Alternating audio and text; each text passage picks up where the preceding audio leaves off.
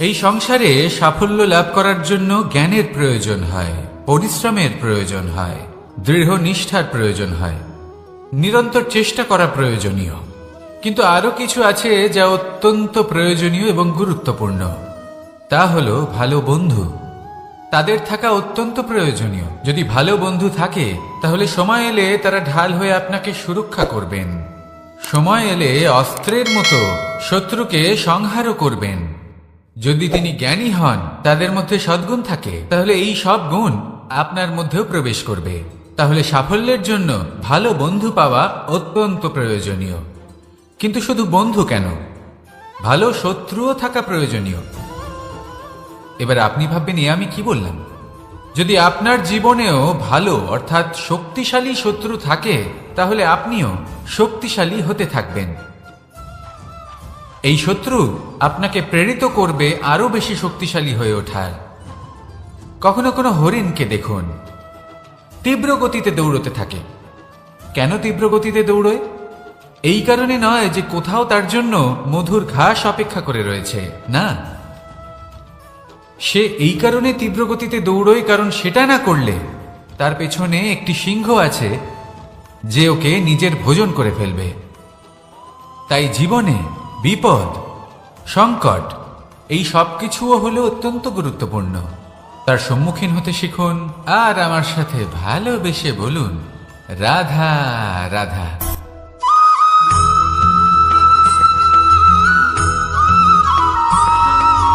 কথায় আছে, প্রত্যেক পুত্র তার পিতার প্রতিচ্ছবি হয়, আর সমস্ত প্রতিচ্ছবি চায় যেন সে তার অস্তিত্ব প্রাপ্ত করতে পারে। পুত্র চায় সে যেন তার পিতার মতো হয়, বা কখনো কখনো তার থেকেও শ্রেষ্ঠ হয়। সেটা কোনো অনুচিত ব্যাপার নয়।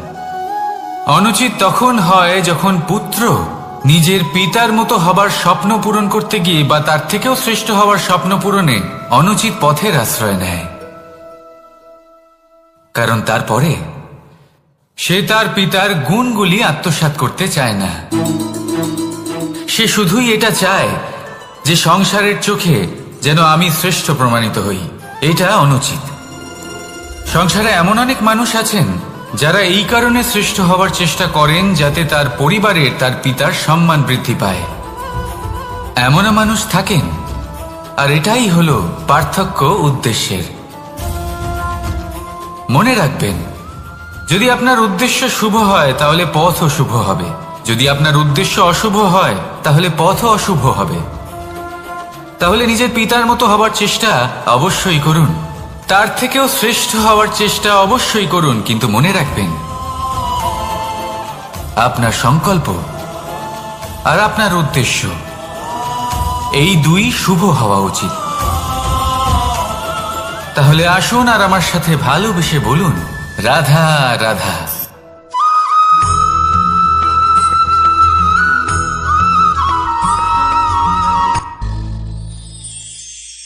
শিশিরের বিন্দু পাতার ওপর পড়ে আর তার গায়ে লেগে থাকে। পাতা তাকে শুষে নিতে পারে না, আর শেষ পর্যন্ত সে ঝরে পড়ে যায়। অন্যদিকে রয়েছে মেঘ এবং চাতক। এদের মধ্যে অনেক দূরত্ব থাকে। মেঘ থাকে আকাশে আর চাতক থাকে ধরিত্রীতে।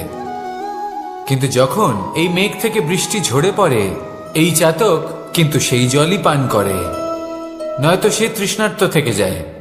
এবার অন্যদিকে দেখলাম শিশির বিন্দু আর পাতার এই সম্পর্ক। এরা খুব কাছাকাছি থাকে, ঘনিষ্ঠও থাকে। অন্যদিকে রয়েছে মেঘ এবং চাতকের সম্পর্ক, যাদের মধ্যে অনেক দূরত্ব থাকা সত্ত্বেও তারা খুব ঘনিষ্ঠ, তাই না? এই সারমর্ম খুব সরল। এই নৈকট্য, এই দূরত্ব, তা আপনার সম্পর্কে প্রভাব কিছুতেই ফেলতে পারে না। এই নৈকট্য, এই দূরত্ব, এইসব হলো শুধুমাত্র মনের ব্যাপার। কখনো আপনি অনুভব করেছেন আপনি কারোর থেকে অনেক অনেক দূরে আছেন, অনেক দূরে আছেন, তাও সেই ব্যক্তির প্রতি আপনি টান অনুভব করেন। সেখানে আপনি কারোর সাথে প্রত্যেক দিন অতিবাহিত করেন, সমস্ত জীবন অতিবাহিত করেন, সব থেকে বেশি সময় তার সাথে অতিবাহিত করেন, তাও তার প্রতি সেই টান অনুভব করেন না। এই সংকেত হলো মনের দূরত্বের। তাহলে মনের এই দূরত্ব দূর করুন আর আমার সাথে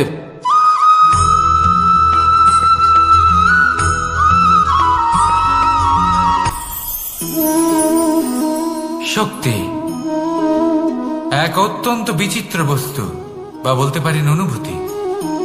পিতা সবসময় চান যেন তিনি তার শক্তি পুত্রকে। আসুন আপনাকে সহজে বোঝাই।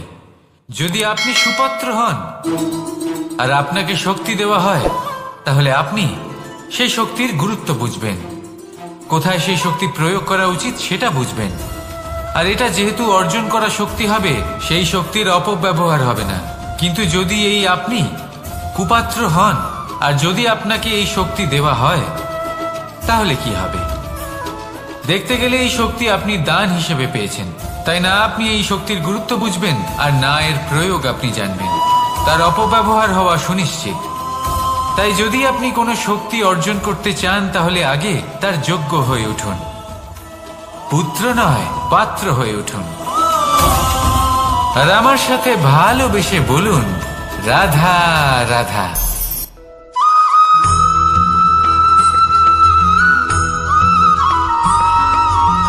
ভালো, শুধু ওনাদের কঠোর ব্যবহার দেখলে আমরা একটু ভয় পেয়ে যাই। এবার ওনাদের এই কঠোর ব্যবহার আমাদের ভালো না লাগলেও অত্যন্ত আবশ্যক, কারণ মাতার থেকে আমরা যে শক্তি লাভ করি তা যেন নিয়ন্ত্রণ হারিয়ে বিধ্বংসী না হয়ে ওঠে। আমরা যেন কোনো কুপথে না চলে যাই, আমরা কখনো যেন দোষ না করে ফেলি। শুধু সেই জন্য পিতা এবং গুরু একটু কঠোর হয়ে ওঠেন, এবং ওনাদের এই কঠোর আচরণ ভবিষ্যতে গিয়ে আমরা অবশ্যই বুঝতে পারি। জীবনে কিছু বছর আমরা এগিয়ে যাই আর তারপর আমরা বুঝতে পারি যে বাবা এবং গুরু আমাদের যথেষ্ট ভালোবাসতেন, কিন্তু ওনাদের ভালোবাসার বহিঃপ্রকাশ আলাদা। প্রয়োজনীয় হলো এটা দেখার, এটা বোঝার যে শুরু থেকে আমাদের প্রতি ওনাদের আচরণ কেমন ছিল। ওনাদের কঠোর হওয়ার পেছনে ওনাদের ভালোবাসাটা বোঝার চেষ্টা করুন, ওনাদের চিন্তাটা বোঝার চেষ্টা করুন, ওনাদের পথপ্রদর্শনের আড়ালে আপনার ভবিষ্যতের জন্য যে পরিকল্পনা ওনারা করেছেন সেটা বোঝার চেষ্টা করুন। তখন আপনারা বুঝতে পারবেন ওনাদের ভালোবাসাকে। আপনার মনের মধ্যে আপনা থেকেই ওনাদের প্রতি সম্মান জেগে উঠবে। নিজের পিতা এবং নিজের গুরু এই দুজনের প্রতি কৃতজ্ঞতা প্রকাশ করুন আর আমার সাথে ভালোবেসে বলুন, রাধা রাধা।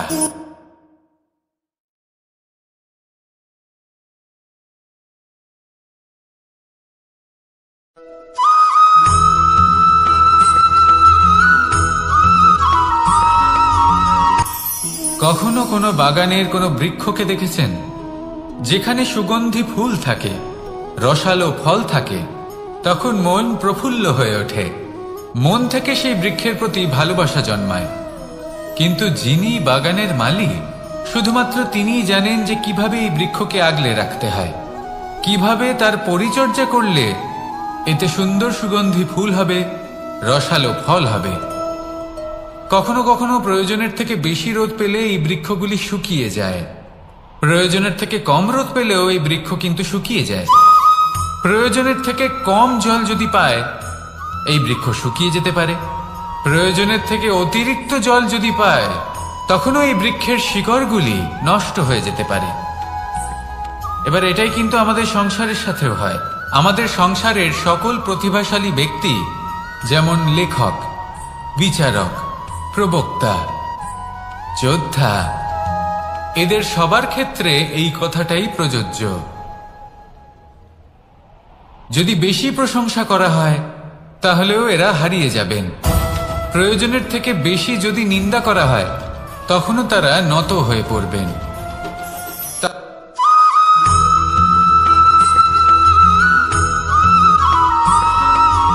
কথায় আছে, প্রত্যেক পুত্র তার পিতার প্রতিচ্ছবি হয়, আর সমস্ত প্রতিচ্ছবি চায় যেন সে তার অস্তিত্ব প্রাপ্ত করতে পারে। পুত্র চায় সে যেন তার পিতার মতো হয়, বা কখনো কখনো তার থেকেও শ্রেষ্ঠ হয়। সেটা কোনো অনুচিত ব্যাপার নয়। অনুচিত তখন হয় যখন পুত্র নিজের পিতার মতো হবার স্বপ্ন পূরণ করতে গিয়ে বা তার থেকেও শ্রেষ্ঠ হওয়ার স্বপ্ন পূরণে অনুচিত পথের আশ্রয় নেয়। কারণ তারপরে সে তার পিতার গুণগুলি আত্মসাৎ করতে চায় না। সে শুধুই এটা চায় যে সংসারের চোখে যেন আমি শ্রেষ্ঠ প্রমাণিত হই। এটা অনুচিত। সংসারে এমন অনেক মানুষ আছেন যারা এই কারণে শ্রেষ্ঠ হবার চেষ্টা করেন যাতে তার পরিবারের তার পিতার সম্মান বৃদ্ধি পায়, এমনও মানুষ থাকেন। আর এটাই হলো পার্থক্য উদ্দেশ্যের। মনে রাখবেন, যদি আপনার উদ্দেশ্য শুভ হয় তাহলে পথও শুভ হবে, যদি আপনার উদ্দেশ্য অশুভ হয় তাহলে পথও অশুভ হবে। তাহলে নিজের পিতার মতো হবার চেষ্টা অবশ্যই করুন, তার থেকেও শ্রেষ্ঠ হওয়ার চেষ্টা অবশ্যই করুন, কিন্তু মনে রাখবেন আপনার সংকল্প আর আপনার উদ্দেশ্য এই দুই শুভ হওয়া উচিত। তাহলে আসুন আর আমার সাথে ভালোবেসে বলুন, রাধা রাধা।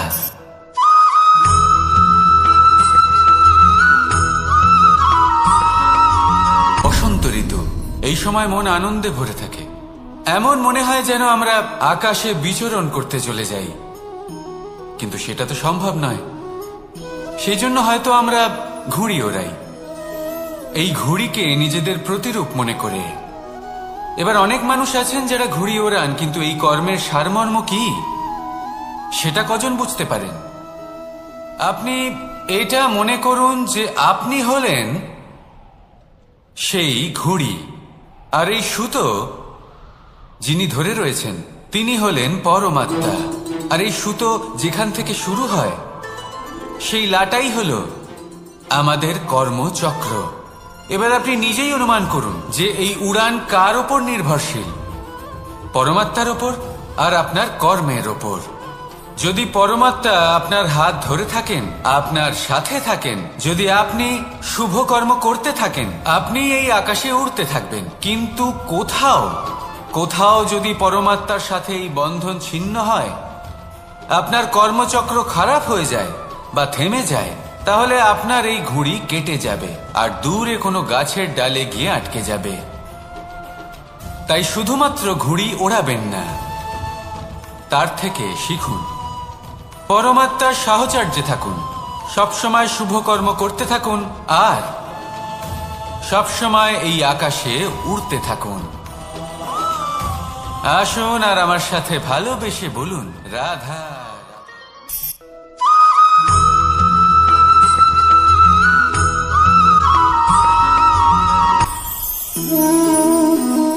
শক্তি এক অত্যন্ত বিচিত্র বস্তু, বা বলতে পারেন অনুভূতি। পিতা সবসময় চান যেন তিনি তার শক্তি পুত্রকে। আসুন আপনাকে সহজে বোঝাই। যদি আপনি সুপাত্র হন আর আপনাকে শক্তি দেওয়া হয়, তাহলে আপনি সেই শক্তির গুরুত্ব বুঝবেন, কোথায় সেই শক্তি প্রয়োগ করা উচিত সেটা বুঝবেন। আর এটা যেহেতু অর্জন করা শক্তি হবে, সেই শক্তির অপব্যবহার হবে না। কিন্তু যদি এই আপনি কুপাত্র হন আর যদি আপনাকে এই শক্তি দেওয়া হয়, তাহলে কি হবে?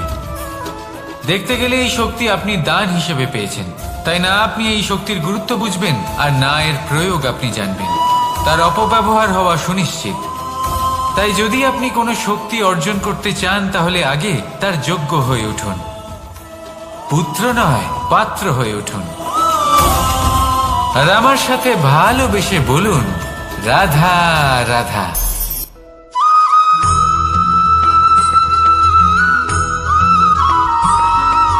প্রত্যেক মানুষ নিজের জীবনে হীরক তথা হীরে এবং দর্পণ এই দুই দেখেছেন। এই দুই হলো সাদা এবং এরা দুজনেই আলোর প্রতিফলন ঘটায় এবং এরা দুজনেই উজ্জ্বল হয়ে ওঠে।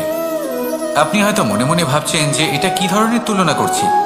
একটা হীরে তো রত্ন, তার মূল্য দর্পণের থেকে অনেক গুণ বেশি। কিন্তু হীরে থাকাতে দর্পণের মূল্য কিন্তু কোনো অংশে কমে যায় না, তাই না? মানুষ যখন হীরে নিজের হাতে নেয় তখন সবার আগে কি খোঁজে? দর্পণ, যাতে তার মধ্যে দিয়ে দেখে সে বুঝতে পারে যে সেই হীরে আদৌ তার শোভাবর্ধন করছে কিনা, তাকে ভালো দেখাচ্ছে কিনা, প্রসাধনের জন্য সেটা ব্যবহার করা ঠিক হবে কিনা। অর্থাৎ হীরের উপস্থিতিতে দর্পণের গুরুত্ব কম হলো না, দর্পণের কারণে হীরের মূল্য বোঝা গেল। আমাদের জীবনেও ঠিক এরকমই ঘটে। আপনারা যদি সংসারে নিজের আশেপাশে দেখেন, এমন অনেক মানুষ দেখতে পাবেন যারা নিজেদের ক্ষেত্রে মহান স্থানে পৌঁছেছেন, নিপুণ এবং শ্রেষ্ঠ হয়েছেন। আর তাদের মধ্যে আপনার নিজের মনে হয় যেন আপনি হলেন দর্পণ। নিজেকে ছোট মনে করবেন না। আপনার মূল্য কম হচ্ছে না, আপনার নিজস্ব মূল্য আছে। আর যদি আপনার অস্তিত্ব না থাকে, তাহলে ওনাদের অস্তিত্বের মূল্য সংসার বুঝতেই পারবে না। জীবনে সবসময় চেষ্টা করবেন যাতে আপনি আরো বেশি শ্রেষ্ঠ হয়ে উঠতে পারেন। আপনি নিজে যে স্থানে আছেন সেটাকে ছোট মনে করবেন না, তারও নিজস্ব একটা মূল্য আছে। যদি আপনি হিরে হয়ে থাকেন তাহলে অহংকার করবেন না, যদি আপনি দর্পণ হয়ে থাকেন তাহলে নিজেকে ছোট মনে করবেন না। আসুন আর আমার সাথে ভালোবেসে বলুন, রাধা রাধা।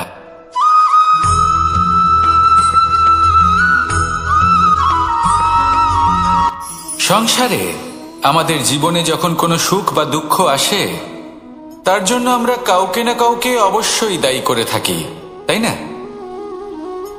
এই ব্যক্তি আমাদের সাথে এরকম কাজ করেছেন, তাই আমার সাথে এমন হলো। ওই ব্যক্তি যদি এমনটা না করতেন, তাহলে আজ আমি ওই স্থানে পৌঁছতে পারতাম। সবই আপনার দৃষ্টিভঙ্গির উপর নির্ভরশীল। আর যদি আপনার দৃষ্টিভঙ্গি এমন হয়, তাহলে তা অনুচিত। সত্যি কথা বলতে, এই সংসারে ভিন্ন ভিন্ন ধরনের মানুষ আছে। এটা আপনার উপর নির্ভর করছে কিভাবে তাদের স্বাগত জানাবেন। একবার ভাবুন, আমি আমার দুটো হাত সামনে নিয়ে এলাম, দুটো মুঠো খুলে দিলাম। দুই প্রকারের মানুষ আসবেন, কিছু না কিছু দিয়ে যাবেন। এই মুঠো যদি আমি বন্ধ করে দিই, তাহলে না কেউ আমাকে কিছু দিতে পারবে, না আমার কিছু যাবে আসবে। নিশ্চয়ই বুঝতে পারছেন এই দুই ধরনের ব্যক্তি কারা এবং তারা কি দিয়ে যান। আমি যদি নিজের মুঠো খুলে দিই, তাহলে কিছু ভালো মানুষ আসবেন, আমাকে আনন্দ, সন্তুষ্টি, জ্ঞান প্রদান করে যাবেন, ভালো অভিজ্ঞতা দিয়ে যাবেন। কোনো খারাপ ব্যক্তি যদি আসেন, তাহলে তিনিও খারাপ অভিজ্ঞতা দেবেন, যার থেকে আমি শিক্ষা লাভ করব। এই সব কিছু আমি লাভ করতে পারি। মুঠো যদি বন্ধ করে রাখি, তাহলে আমি কিছুই পাবো না। দেখুন, এই সংসারে প্রত্যেকের জীবনে এইরকম। প্রত্যেকের জীবনে সবকিছুই আছে, ভালো খারাপ দুই মানুষই আছে। ভালো অভিজ্ঞতা আছে, খারাপ অভিজ্ঞতা আছে। নির্ভর করছে আপনার উপর যে আপনি কি করবেন, এনাদের স্বাগত কিভাবে জানাবেন, কার থেকে কি বুঝবেন, কি শিখতে পারবেন, আর কোন দৃষ্টিভঙ্গি নিয়ে অগ্রসর হবেন। এটাই নির্ধারণ করবে যে আপনার জীবন কেমন হবে। আসুন আমার সাথে ভালোবেসে বলুন, রাধা রাধা।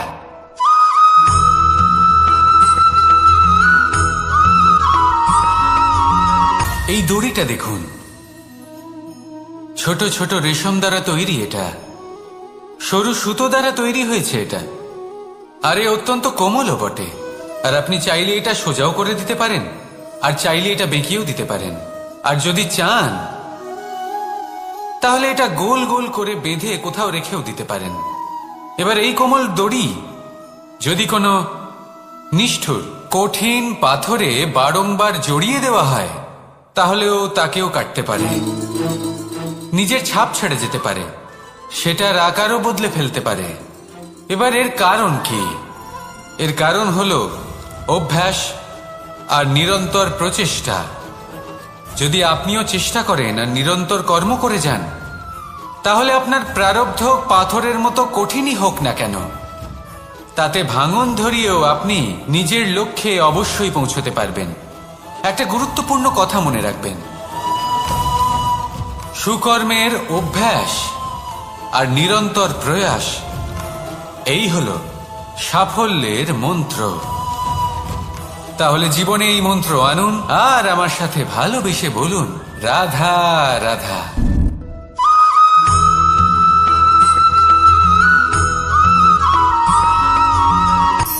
শক্তি শক্তি অর্জন করা এতটা কঠিন নয় যতটা শক্তি লাভ করার পরে সেই শক্তি সামলানো কঠিন হয়। কারণ যেই মানুষ শক্তি লাভ করে তার মনে গর্ববোধ জন্মায়, জন্মায় অহংকার, জন্মায় জেদ। তাই শক্তি প্রাপ্ত করার সাথে বিনম্র থাকাও অত্যন্ত আবশ্যক। আর এটা আমাদের শেখা উচিত বৃক্ষের থেকে। বৃক্ষ যা আমাদের ফল দেয়, বৃক্ষ যা যত ফল দেয় ততটাই ঝুঁকে যায়। আমরা পাথর মারি ওই বৃক্ষের থেকে ফল প্রাপ্ত করার জন্য। সেই পাথরের মার সহ্য করেও বৃক্ষ আমাদের ফল দেয়। কোনো গর্ববোধ নেই, কোনো অহংকার বোধ নেই, আর সেই জন্য এই বৃক্ষের পুজো করা হয়। এটাই হলো মাহাত্ম্য শক্তির সাথে বিনম্রতার। যদি এই শক্তি সৃজন করে থাকে, সাহায্য করে থাকে, সম্বল হয়ে থাকে, তবেই সেই শক্তি উপযুক্ত। আর নয়তো সেই শক্তি একদিন আপনাকে আসক্ত অবশ্যই করবে। তাহলে শক্তি অবশ্যই অর্জন করুন, কিন্তু তার সাথে সেই শক্তি সামলানোর মতো বিবেকও আপনাকে অবশ্যই জাগ্রত করতে হবে। তাহলে আসুন আমার সাথে ভালোবেসে বলুন, রাধা রাধা।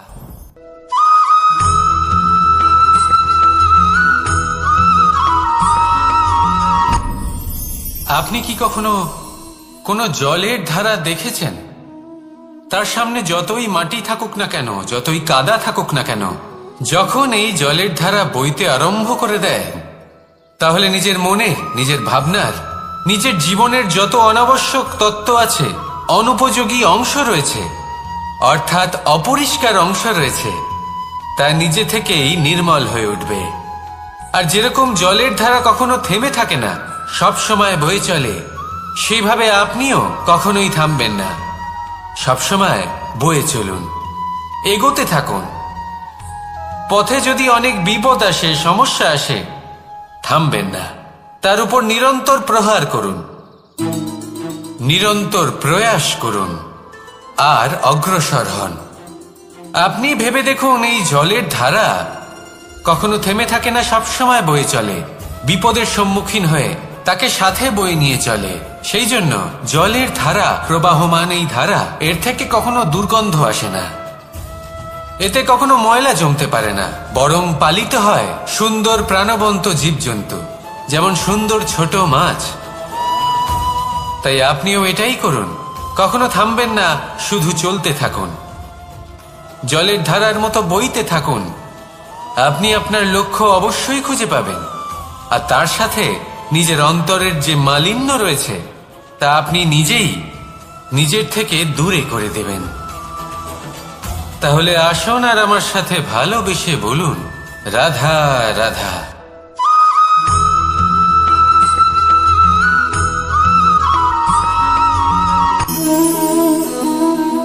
নিয়তি। রাধা আমাকে বলে, কৃষ্ণ, যদি তুমি জানো যে নিয়তিতে কি আছে, তাহলে তাকে বদলে দাও না কেন? মহাদেব আমাকে বলেন যে, শ্রীকৃষ্ণ, যদি আপনি এটা জানেন যে সাম্বের নিয়তি এটাই, তাহলে আপনি তাকে বদলানোর চেষ্টা কেন করেন? কেন?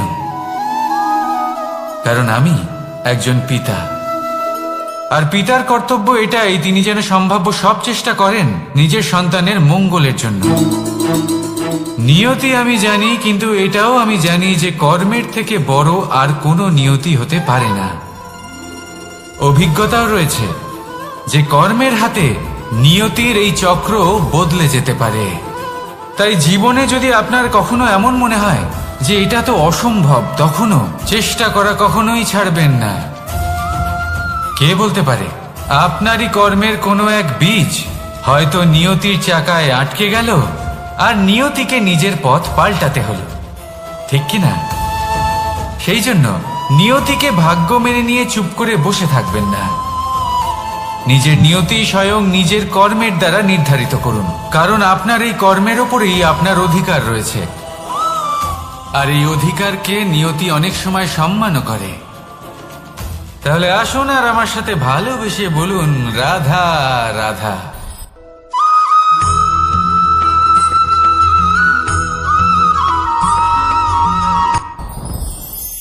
সাথী।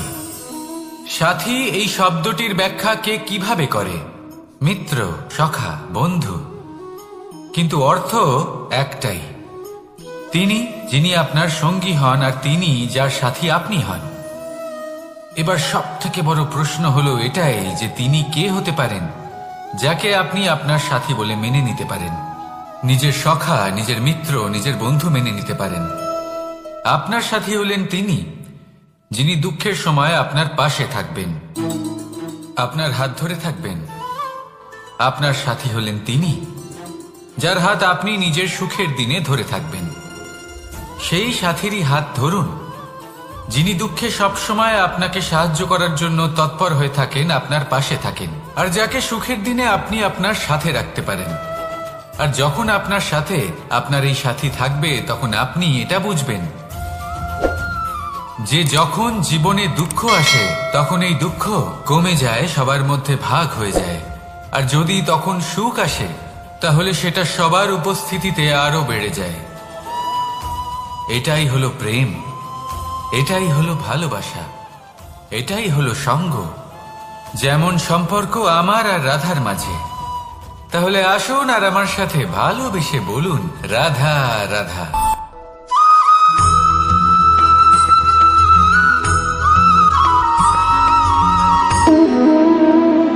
সম্পর্ক হলো আমাদের জীবনের একটি আধার। কিছু সম্পর্ক এমন যে আমরা জন্মসূত্রে লাভ করি, যেমন পরিবার, মা, বাবা। কিছু সম্পর্ক আছে যে আমরা জীবনে অর্জন করে থাকি, তা সে প্রেমের হোক, স্নেহের হোক বা বন্ধুত্বের। এই সকল সম্পর্ক লাভ করার বা গড়ে তোলার 5টি ধাপ রয়েছে। প্রথম ধাপ, কোনো ব্যক্তির সাথে আলাপ হওয়া, তার সাথে কথা বলা বা তাকে দেখা। দ্বিতীয় ধাপ, সে ব্যক্তিকে আমাদের ভালো লাগা। তৃতীয় ধাপ, আমাদের এটা চাইতে শুরু করা যে জীবনে এই ব্যক্তি যেন আমাদের বন্ধু হন, আমাদের জীবনে থাকেন, বা আমাদের কাউকে ভালোবেসে ফেলা। আর এটা আমাদের ভাবা বা চাওয়া যে সেই ব্যক্তি যেন আজীবন আমার সাথে থাকেন, আমার জীবনে আমার সাথী হয়ে। চতুর্থ ধাপ, লাভ করা। এবার এই ধাপটি অনেক মানুষের পক্ষেই খুবই সরল হয়, বড়ই সরল ভাবে নিজেদের সঙ্গীকে লাভ করে থাকে। কিছু মানুষের জন্য এই ধাপ অত্যন্ত কঠিন হয়ে থাকে। অনেক প্রতিকূল পরিস্থিতির উপর জয়লাভ করে তারা সঙ্গীকে লাভ করেন, কিন্তু লাভ অবশ্যই করেন। এরপরে আসে পঞ্চম, অন্তিম এবং সব থেকে গুরুত্বপূর্ণ ধাপ। সেটা হলো সেই সম্পর্ক পালন করা। এটা হলো এমন এক বিষয় যা প্রত্যেক মানুষের শেখা উচিত। যদি ব্যক্তি নিজের জীবনে সম্পর্ক রক্ষা করতে শিখে যান, তবে প্রত্যেক সম্পর্ক তার জীবনকে স্বর্গ করে তুলবে। আসুন আর আমার সাথে ভালোবেসে বলুন, রাধা রাধা।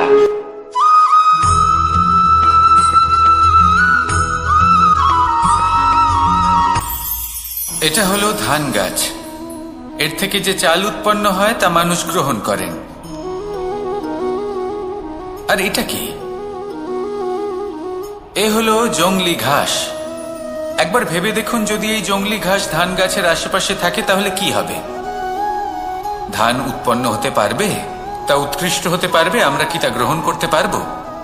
কখনোই নয়। এই জংলি ঘাস ধানকে নষ্ট করে দেবে, কিন্তু নিজে জীবিত থাকবে। এটাই হলো আজকের শিক্ষা।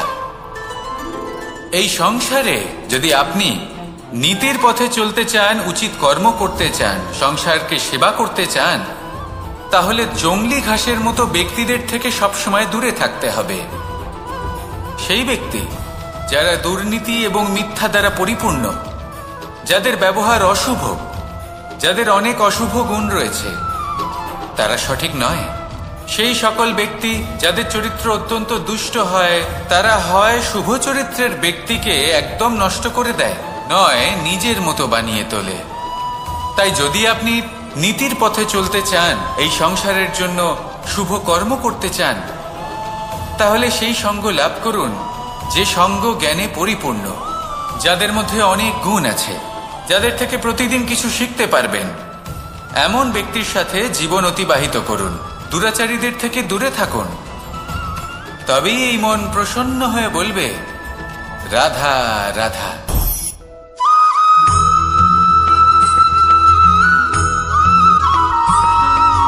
মানুষের একটি সমস্যা আছে যে মানুষ সাফল্যকে মাপতে থাকেন, লক্ষ্যপ্রাপ্তিকে মাপতে থাকেন এবং তার তুলনা করতে থাকেন যে ও এত কিছু পেল আর আমি পেলাম না। ওর কাছে এত কিছু আছে কিন্তু আমার কাছে নেই। এই তুলনা করার জন্য ওনারা দুঃখী হয়ে পড়েন, নিরাশ হয়ে পড়েন। তাই আমি একটা প্রশ্ন করছি যে এটা কি উচিত?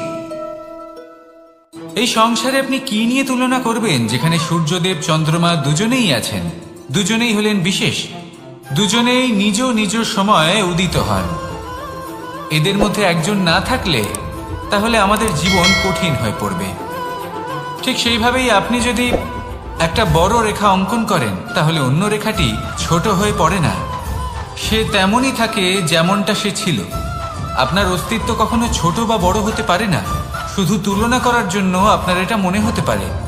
যদি আপনি যুদ্ধ করতে চান আপনার তলোয়ারের প্রয়োজন পড়বে। যদি বস্ত্র তৈরি করতে চান এত বড় তলোয়ার দিয়ে কিছুই হবে না, তখন প্রয়োজন পড়বে একটা ছোট্ট সূচের। তাই তুলনা করবেন না, না নিজেকে ছোট মনে করবেন না অন্য কাউকে। সবার সাথে সহযোগিতা করুন, আর যদি তুলনা করতেই হয় নিজের সাথে করুন, যে কাল আমি কেমন ব্যক্তি ছিলাম, আজ কি তার থেকে শ্রেষ্ঠ হয়ে উঠতে পেরেছি। ভেবে দেখুন ভবিষ্যতে গিয়ে আপনি কতটা শ্রেষ্ঠ ব্যক্তি হতে পারেন। আসুন আমার সাথে ভালোবেসে বলুন রাধা রাধা।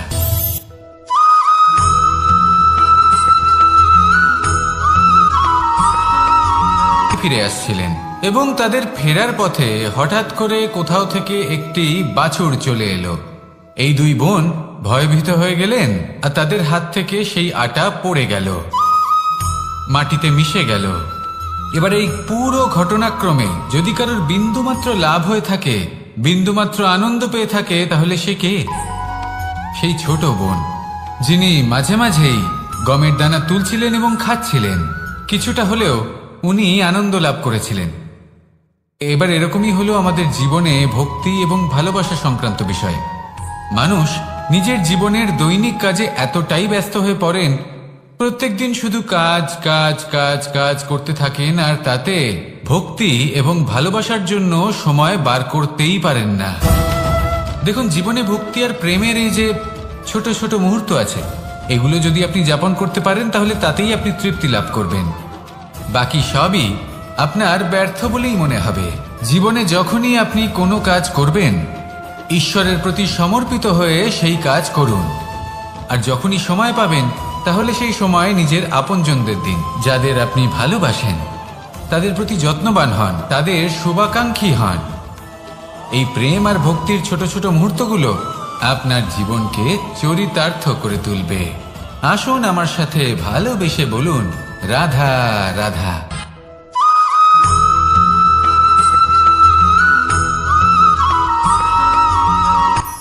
এই সংসারে সাফল্য লাভ করার জন্য জ্ঞানের প্রয়োজন হয়, পরিশ্রমের প্রয়োজন হয়, দৃঢ় নিষ্ঠার প্রয়োজন হয়, নিরন্তর চেষ্টা করা প্রয়োজনীয়। কিন্তু আরো কিছু আছে যা অত্যন্ত প্রয়োজনীয় এবং গুরুত্বপূর্ণ। তা হলো ভালো বন্ধু। তাদের থাকা অত্যন্ত প্রয়োজনীয়। যদি ভালো বন্ধু থাকে তাহলে সময় এলে তারা ঢাল হয়ে আপনাকে সুরক্ষা করবেন। সময় এলে অস্ত্রের মতো শত্রুকে সংহারও করবেন। যদি তিনি জ্ঞানী হন, তাদের মধ্যে সদ্গুণ থাকে, তাহলে এই সব গুণ আপনার মধ্যেও প্রবেশ করবে। তাহলে সাফল্যের জন্য ভালো বন্ধু পাওয়া অত্যন্ত প্রয়োজনীয়। কিন্তু শুধু বন্ধু কেন, ভালো শত্রুও থাকা প্রয়োজনীয়। এবার আপনি ভাববেন, এ আমি কি বললাম? যদি আপনার জীবনেও ভালো অর্থাৎ শক্তিশালী শত্রু থাকে, তাহলে আপনিও শক্তিশালী হতে থাকবেন। এই শত্রু আপনাকে প্রেরিত করবে আরো বেশি শক্তিশালী হয়ে ওঠার। কখনো কোনো হরিণকে দেখুন, তীব্র গতিতে দৌড়তে থাকে। কেন তীব্র গতিতে দৌড়য়? এই কারণে নয় যে কোথাও তার জন্য মধুর ঘাস অপেক্ষা করে রয়েছে, না। সে এই কারণে তীব্র গতিতে দৌড়য় কারণ সেটা না করলে তার পেছনে একটি সিংহ আছে যে ওকে নিজের ভোজন করে ফেলবে।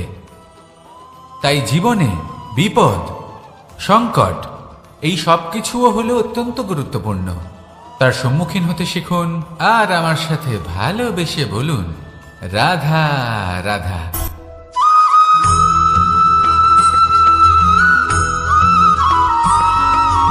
জীবনে অগ্রসর হওয়ার জন্য আমাদের কাকে প্রয়োজন হয়? মাতা পিতা, বন্ধু, প্রেম, সাহায্য, অর্থ, পরিশ্রম, আশা। ভিন্ন ভিন্ন মানুষ ভিন্ন ভিন্ন বিকল্প চয়ন করে। যদি আমি আপনাকে বলি তাহলে জয় আর পরাজয়ের মন্ত্র দুটো শব্দের উপর নির্ভর করে, মেনে নেওয়া আর দৃঢ় হওয়া।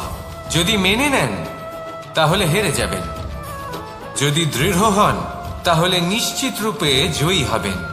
যদি কখনো আপনি ক্লান্ত হয়ে ওঠেন, আপনি দুঃখী হন, পুরোপুরি ভেঙে পড়েছেন, তখন মেনে নেবেন না যে আপনি ভেঙে পড়েছেন, নয়তো হেরে যাবেন। তখন উল্টে স্থির করবেন যে যাই হয়ে যাক না কেন আমি জয়ী হবই। আর আপনি দেখবেন যে জয় নিশ্চিত রূপে আপনার কাছেই আসবে। তাহলে এই কথা মনে রাখবেন আর আমার সাথে ভালোবেসে বলবেন, রাধা রাধা।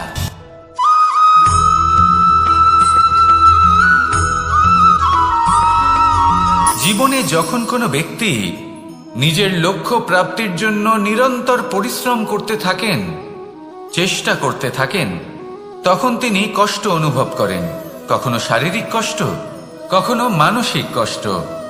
এবার উনি এটা ভাবতে থাকেন যে আমি কি উচিত করছি নাকি অনুচিত করছি। কারণ অন্যদিকে এমন একজন ব্যক্তিও আছেন যিনি একদমই পরিশ্রম চেষ্টা করছেন না। তিনি মদিরা পান করেন, বিলাসিতায় জীবন কাটান, অলস প্রকৃতির হয়ে ওঠেন, নিদ্রাতে বিলীন হয়ে থাকেন আর ভাবেন যে তিনি সুখ লাভ করছেন। কিন্তু এরকম কেন হয়? কারণ যখন আমরা সৎ পথে থাকি, উচিত পথে চলি, লক্ষ্য প্রাপ্ত করার জন্য চেষ্টা করতে থাকি, তখন আমাদের ভেতরে থাকা নেতিবাচক শক্তি এবং পাপ এই দেহকে ত্যাগ করে দেয়। আর এই অনুভূতিটাই আমাদের দুঃখের অনুভূতি দেয়, কষ্ট দেয়। এবার সেখানে যদি আমরা কুপথে চলি, অনুচিত পথে চলতে থাকি, তাহলে আমাদের ভেতরে থাকা পুণ্য এবং ধনাত্মক শক্তি আমাদের দেহ ত্যাগ করে দেয়। আর এই অনুভূতির কারণেই আমরা সুখ অনুভব করি। কিন্তু কখনো ভাববেন যে এই সুখ বেশি সময় পর্যন্ত থাকে না।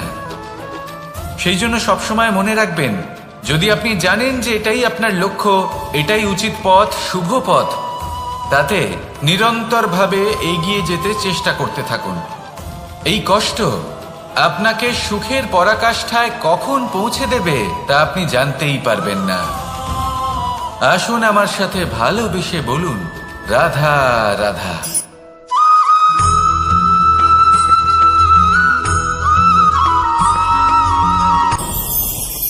ভয়ের সাথে আমরা সবাই পরিচিত, কষ্ট আমরা সবাই পেয়েছি।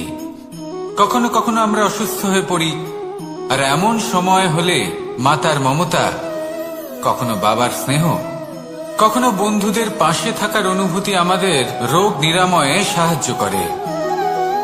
কখনো যদি আমরা নিরাশ হয়ে পড়ি, তখন যদি আমাদের কোনো আপনজন আমাদের দুটো ভালো কথা বলে, তখন আমাদের মনোবল বেড়ে যায়। ঠিক তেমন সংসারের এই রঙ্গমঞ্চে যদি আপনি পীড়িত অনুভব করেন, কিছু শুভ কথা আলোচনা করুন, কিছু স্তুতি গান করুন, কিছু মুহূর্তের জন্য হলেও নিজের ইষ্টদেবের কথা স্মরণ করুন আর প্রার্থনা করুন। সাহস বাড়বে, শক্তিও বৃদ্ধি পাবে এবং সামনে এগিয়ে চলার পথও দেখতে পাবেন। তখন এই মন প্রসন্ন হয়ে বলবে, রাধা রাধা।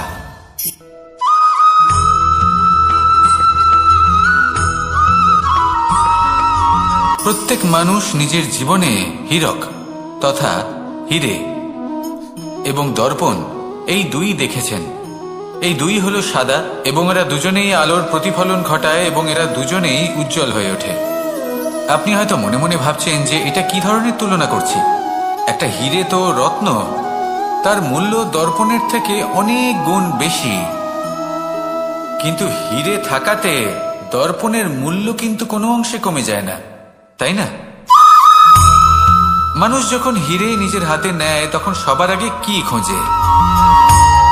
দর্পণ, যাতে তার মধ্যে দিয়ে দেখে সে বুঝতে পারে যে সেই হীরে আদৌ তার শোভাবর্ধন করছে কিনা, তাকে ভালো দেখাচ্ছে কিনা, প্রসাধনের জন্য সেটা ব্যবহার করা ঠিক হবে কিনা। অর্থাৎ হীরের উপস্থিতিতে দর্পণের গুরুত্ব কম হলো না। দর্পণের কারণে হীরের মূল্য বোঝা গেল। আমাদের জীবনেও ঠিক এরকমই ঘটে। আপনারা যদি এই সংসারে নিজের আশেপাশে দেখেন, এমন অনেক মানুষ দেখতে পাবেন যারা নিজেদের ক্ষেত্রে মহান স্থানে পৌঁছেছেন, নিপুণ এবং শ্রেষ্ঠ হয়েছেন। আর তাদের মধ্যে আপনার নিজের মনে হয় যেন আপনি হলেন দর্পণ।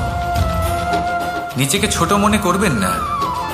আপনার মূল্য কম হচ্ছে না, আপনার নিজস্ব মূল্য আছে।